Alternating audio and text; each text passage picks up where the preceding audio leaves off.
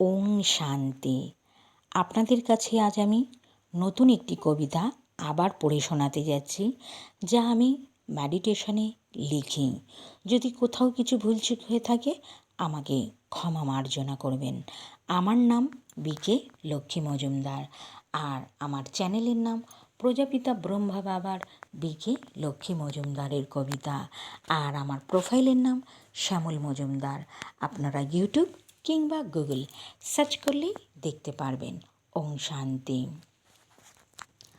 বাবার মধুর বাণী শুনে জীবন আমার ধন্য।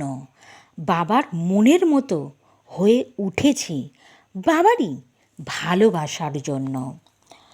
বাবা আমায় সাজিয়ে নিয়েছেন তাহার মনের মতো করে। বট বৃক্ষের মতো আমিও ঘিরে রয়েছি পরমপিতা পরমেশ্বরের পরশ পাওয়ার জন্য। পিতার ছোঁয়া পাই যেন জন্ম জন্মান্তরে। নামের সংকীর্তন করি যেন যে কোনো সেন্টারে গিয়ে। জন্ম আমার হয়েছে যখন এই ধরাধামেতে, বিশাল এই পৃথিবীতে রেখে যাব বাবারই কথা কবিতার মাধ্যমে। মহাদেব শিবশঙ্কর দয়ার সাগর করুণাময় বাবা, কৃপা করো করুণা করে অশেষ তোমার করুণা। ভক্তগণ তোমায় ডাকে একটু দেখার জন্য, ভিড় করে নগ্ন পায়ে দাঁড়িয়ে থাকে তোমার ভালোবাসা পাওয়ার জন্য। তুমি প্রভু কত দূরে ভক্তরা ভাবে সে কথা, আমি জানি হৃদয়ে থাকো তুমি। তুমি যে আমার হৃদয়ের সাগরতা।